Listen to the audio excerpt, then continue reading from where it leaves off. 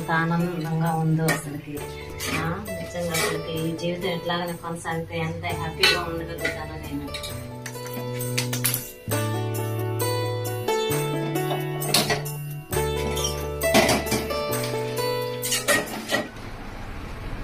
Sharada, coffee తీసురా. తీసుకొస్తున్నా.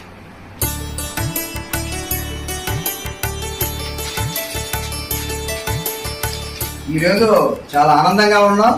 లేదు మీరు వెజ్ భిక్ష అండి. కాఫీ బాగుంది అండి.